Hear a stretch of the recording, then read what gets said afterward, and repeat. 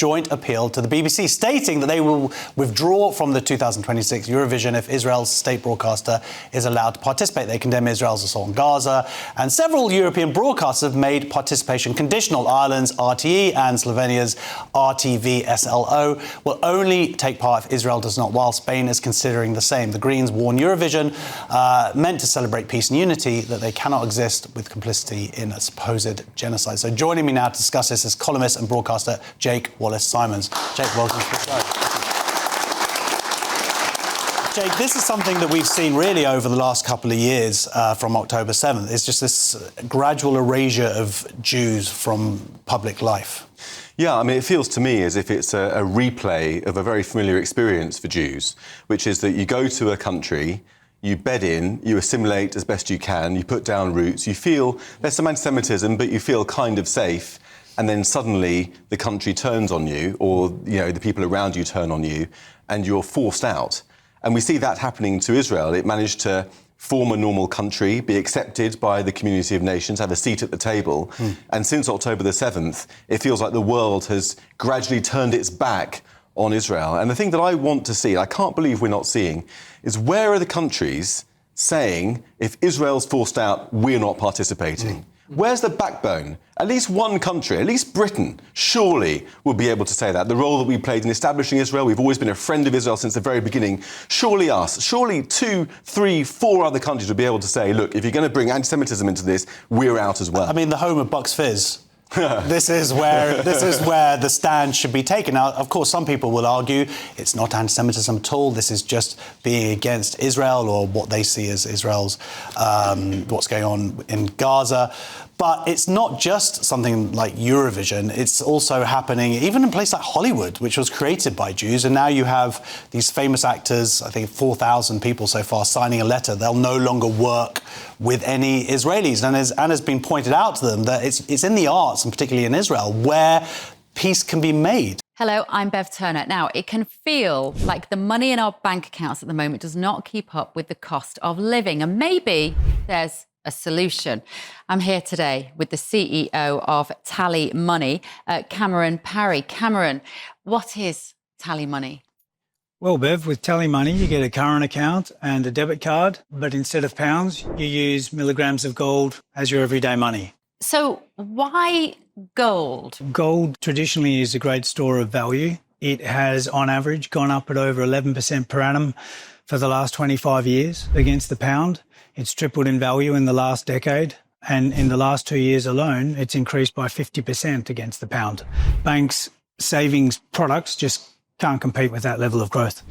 But this isn't just about gold. This is about a currency that you guys have created at TallyMoney. Explain it to me as though I'm an idiot. So, look, people need to be able to hold their earnings and build their savings in a money that retains its value and remains in their legal control and remains theirs to access, away from government control. Great. You had me at not exposed to government control. You should feel safe and happy with your money. You should have peace of mind. The more money you see in your bank balance, and that's the type of thing we're trying to deliver, and give people choice in the type of money they get to use every day.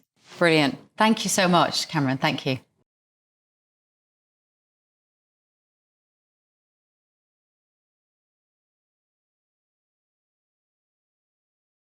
Yeah. But I mean, the weird thing is, though, that, of course, you can have reservations about Israel's strategy and all that sort of thing, fine. But take a step back, and we're talking about a liberal democracy on the one hand, like us, like the Americans. We and the Americans went to war in Iraq and Afghanistan, need I remind everybody.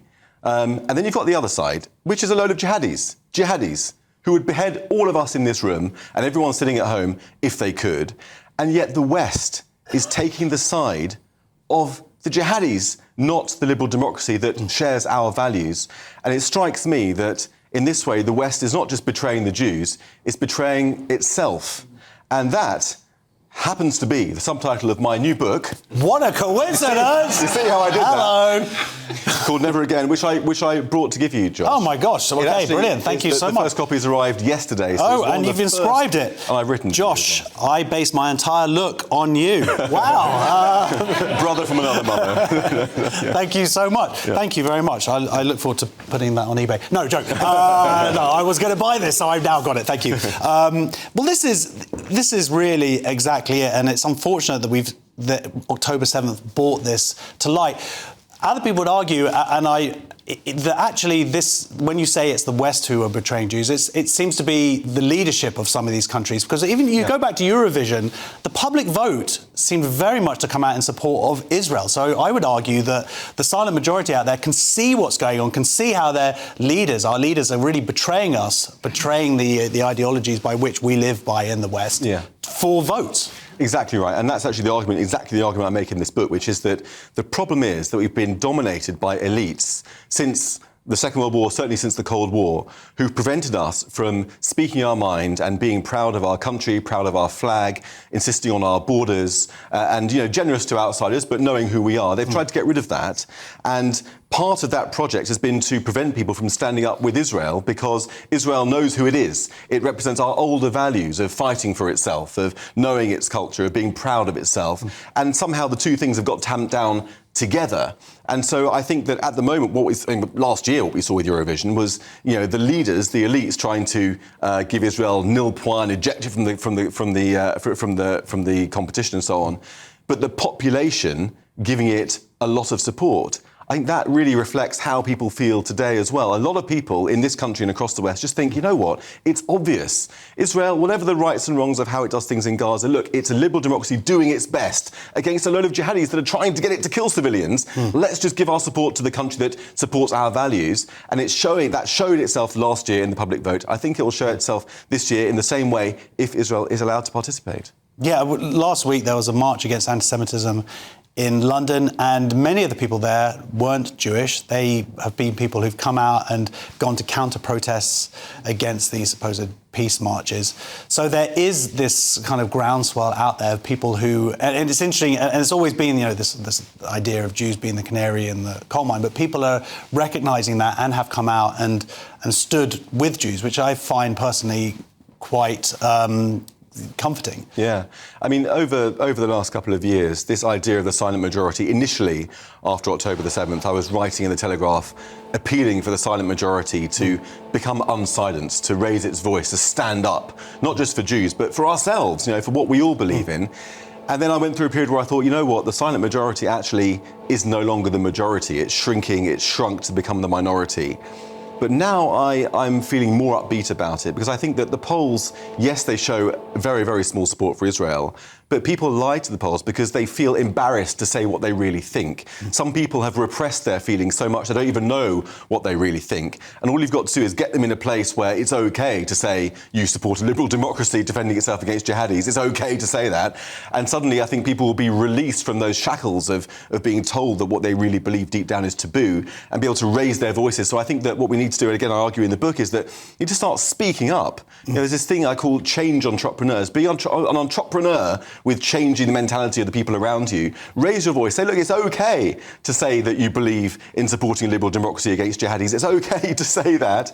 And let's all try and persuade each other to raise our voices together and create a change in this country. Absolutely. Well, bravery speaks to bravery. So absolutely. Brilliant. Well, thank you so much. I genuinely look forward to reading it. Thank you so much for joining us, Jake Wallis Simons. Next on Free Speech Nation, it was